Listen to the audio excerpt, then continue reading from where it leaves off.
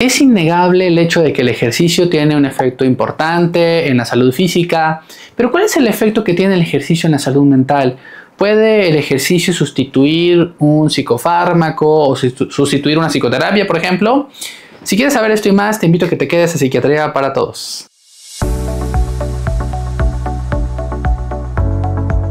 Yo soy Jorge Salazar, psiquiatra de Enlace, y el ejercicio es aquello que te pide tu médico que hagas y no haces, y en el peor de los casos quizás tu médico tampoco haga del todo. Y la razón por la cual ocurre esto tiene que ver con muchos factores contextuales o algunas conductas que hacen que sea poco compatible con el ejercicio. Por ejemplo, el hecho de que estemos en un trabajo en el que nos la pasamos 60 horas, por ejemplo, a la semana, no es que no puedas hacer ejercicio. Seguramente va a haber alguien que diga, no, yo sí lo hago, qué bueno, pero sí disminuye la probabilidad de que puedas hacer ejercicio porque puedes sentirte cansado, agobiado, y lo último que quieres cuando llegas a casa es hacer ejercicio, ¿no? Te terminas cenando algo y durmiendo. A eso me refiero con el contexto. Y por otro lado, creo que también el hecho de no conocer cuáles son los efectos que tiene el ejercicio en la salud mental puede ser un factor que influya en que no comprendamos la importancia que el ejercicio tiene. Hay algunas expresiones que ya se encuentran muy en el colectivo, ¿no? En la mente de muchas personas hoy en día, y es mente sana en cuerpo sano. Aunque originalmente esa expresión escribió en un contexto diferente a lo que la utilizamos ahorita, nos queda muy claro que hay una relación bidireccional entre la salud física y la salud mental. Mientras mejor salud mental tienes, es más probable que tengas conductas saludables. Mientras mejor sea tu estado físico, aumenta la probabilidad de que tengas una buena salud mental. Y por otro lado, tenemos descripciones muy antiguas, incluso desde Platón y seguramente antes, en donde hablaba del rol que tenía el ejercicio, o lo importante que era, y lo relacionaba con la moral y con el carácter. En aspectos generales sabemos que el ejercicio aumenta la fuerza, aumenta la resistencia, aumenta la capacidad pulmonar, regula nuestro ciclo circadiano, sobre todo nuestro ciclo de sueño, vigilia, y la relación que hay entre apetito y saciedad. Y con eso podemos deducir también cuál es el efecto que tienen las enfermedades médicas. Personas que ya tienen enfermedades cardiometabólicas como diabetes, como hipertensión, como colesterol o triglicéridos altos, se van a beneficiar del ejercicio porque prácticamente como que congela el padecimiento y disminuye la probabilidad de complicaciones relacionadas a estas enfermedades como los infartos, los eventos vasculares cerebrales o la insuficiencia renal o insuficiencia cardíaca. También mejora la densidad ósea, impidiendo o disminuyendo la probabilidad de que desarrollemos osteopenia, que es como la antesala a la osteoporosis.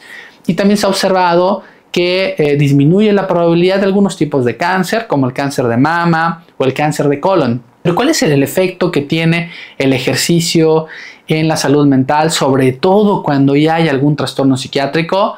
En general, y te voy a hacer un spoiler, el ejercicio es un complemento muy relevante y muy importante, y solamente en casos muy específicos pudiera sustituir algún tratamiento, pero la literatura en general no ha logrado demostrar que lo pueda sustituir del todo. Así que lo vamos a entender como un auxiliar que es tremendamente importante, pero que no sustituye la psicoterapia que a lo mejor ya tienes indicada, o algún medicamento si es que ya lo tienes indicado. Sin embargo, específicamente en depresión, la evidencia científica sugiere que se podrían evitar 1 de cada 3 episodios depresivos si hiciéramos ejercicio. Entonces, ahí ya de entrada sabemos que tiene un rol preventivo muy grande, así que si es que no tienes depresión, pero tampoco haces ejercicio, esto te podría proteger y te podría interesar. Por otro lado, también sabemos que el pronóstico de un episodio depresivo mejora cuando agregamos ejercicio, y eso ya lo sabemos porque se han hecho estudios en donde se compara únicamente el efecto de un antidepresivo, que es un psicofármaco solito, versus el psicofármaco más ejercicio a la población de personas deprimidas que hicieron este tratamiento combinado con ejercicio. Les iba mejor que aquellos que no lo tenían. Pero también, incluso en algunas intervenciones muy necesarias para pacientes con depresión que hoy en día se utilizan, el ejercicio tiene un rol importante. Sobre todo, hay que recordar que la persona que vive con depresión tiene desmotivación, tiene una falta de disfrute, tiene una reducción de la conducta prosocial y paradójicamente eso lo aleja de sentirse bien porque no entra en contacto con estímulos apetitivos o que le hagan sentir contento o mejor. De tal manera que la activación conductual es un tratamiento no farmacológico que busca que el paciente entre en contacto con esos estímulos, y una de esas prácticas puede ser el ejercicio, sobre todo si el ejercicio es al aire libre o si es con otras personas, es de beneficio porque entonces también aumenta la conducta prosocial y eso nos aumenta la probabilidad de sentirnos contentos y sentirnos bien. También se ha observado que para algunos trastornos de ansiedad, por ejemplo, la natación es benéfica y parece ser que el efecto que tiene la natación va relacionado con la flotabilidad, el sumergirse en el agua y el efecto que tiene de reducir el estrés cutáneo y generar relajación muscular. En otras condiciones como las adicciones, el ejercicio también parece tener un rol importante, sobre todo porque, todas estas sustancias que históricamente los seres humanos hemos consumido para regular nuestro estado de ánimo, muchas de ellas ya ilegales, otras no, como el alcohol, funcionan porque generan transitoriamente momentos de bienestar, ¿no? Y generalmente participan en unos sistemas que se llaman sistemas de recompensa. Cuando entran estas sustancias en nuestro organismo, hay una respuesta biológica que se caracteriza sobre todo por aumento de dopamina, hay una sensación placentera transitoria, pero al ser así aumenta la probabilidad de buscar nuevamente el consumo y buscar esa recompensa. De tal manera que el ejercicio se convierte en una buena alternativa o una conducta alternativa que genera un efecto biológico similar, no idéntico, pero similar porque también el ejercicio, sobre todo si es a moderada o alta intensidad, genera un efecto de aumento de dopamina y por lo tanto una sensación placentera que disminuye la ansiedad por consumir. Y eso se ha visto en el tabaco o se ha visto, por ejemplo, en el consumo de alcohol. E incluso se ha observado los beneficios del ejercicio en otras poblaciones como poblaciones de personas con esquizofrenia. Hay que considerar que la esquizofrenia es un trastorno psiquiátrico severo que afecta más o menos al 1% de la población, que se presenta en una etapa crucial de la vida, que es la segunda década de la vida, entre los 15 y 20 años, y afecta demasiado la calidad de vida y el funcionamiento. En general vamos a entender la esquizofrenia como una condición que se caracteriza por dos grupos de síntomas. Los síntomas positivos, que de positivos no tienen nada realmente, y los síntomas negativos. Los síntomas positivos se le llaman así porque son experiencias que están de más. Por eso es positivo, porque están agregadas. Y específicamente son las alucinaciones y los pensamientos que están fuera de la realidad o ideas delirantes. Y por otro lado, los síntomas negativos, que de hecho son los que más afectan la calidad de vida y son experiencias de menos. Por eso se le llaman negativos, porque son deficitarias.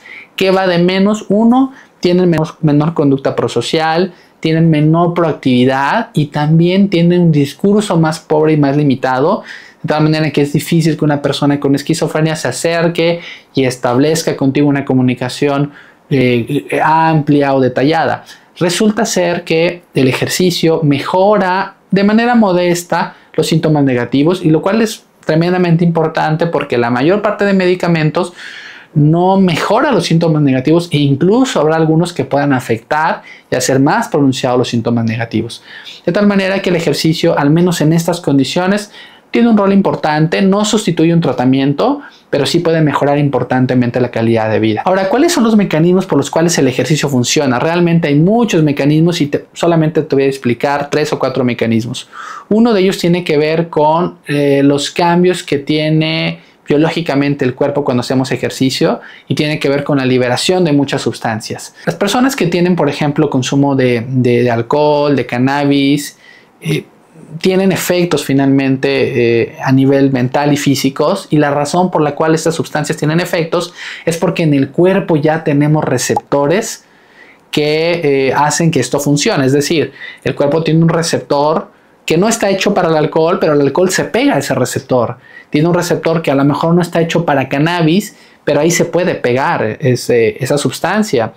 Y la razón por la cual esto funciona así es porque el propio cuerpo, llamémoslo así, produce su propio clonazepam y su propio alcohol produce su propia marihuana, el cuerpo produce sus propios analgésicos, porque tenemos receptores para ello y ya lo producimos.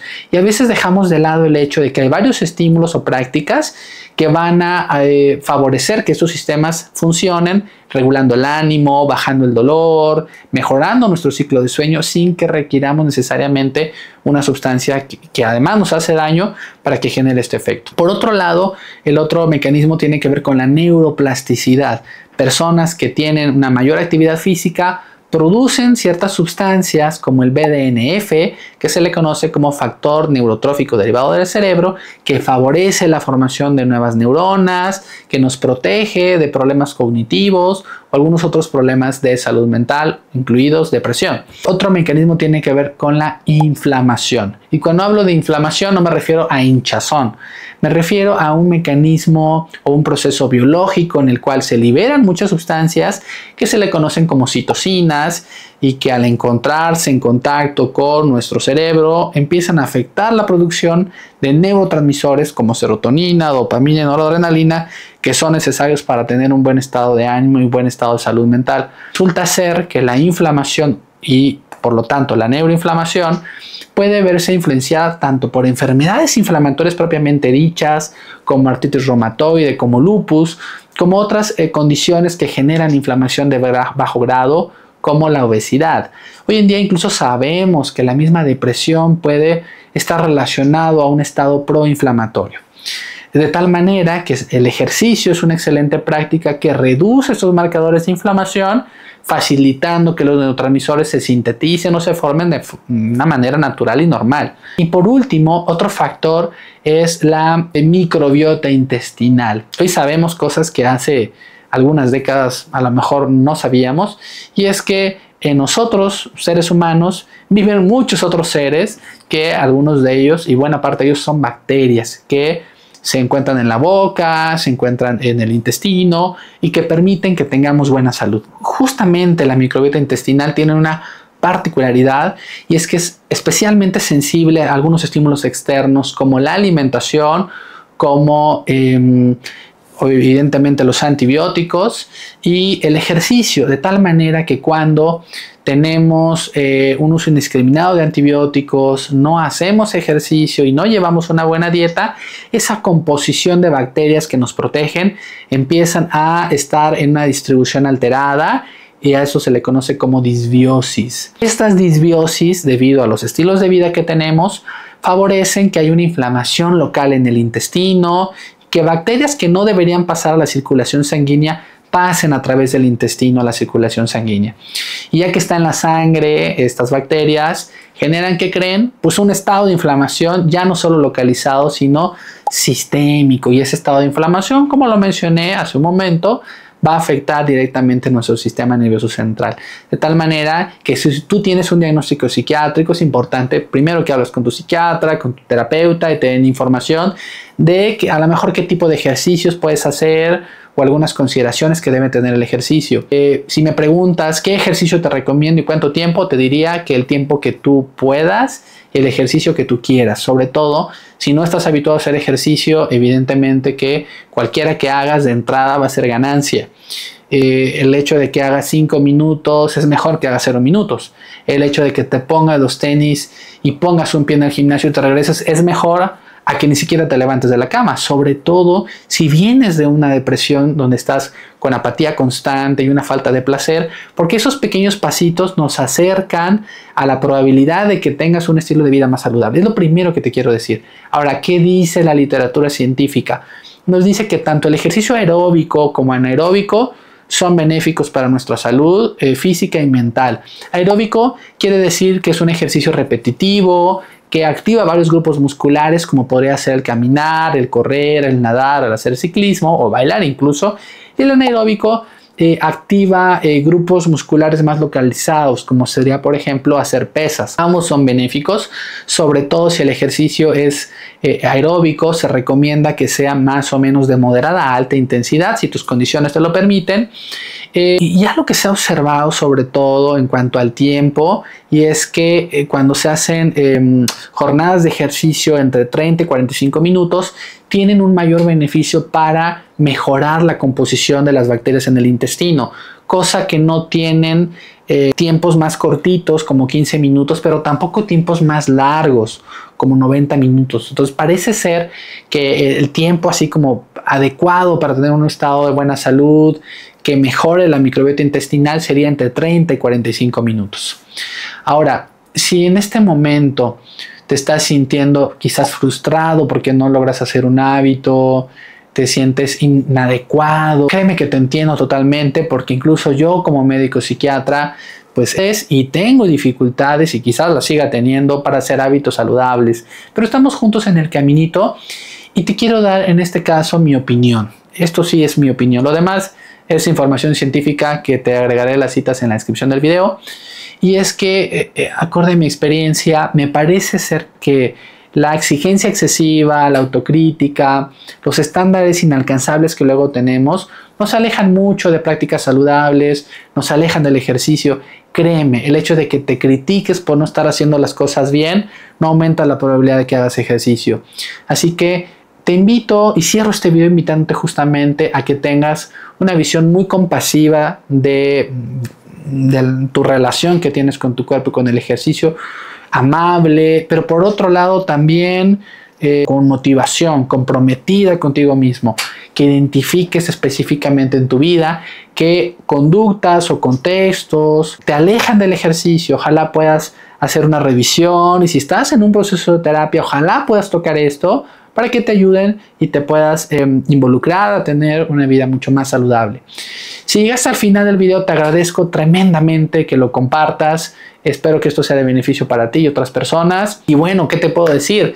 Te juro que acabando de grabar este video me voy a hacer ejercicio. Así que vámonos. Esto fue Psiquiatría para Todos.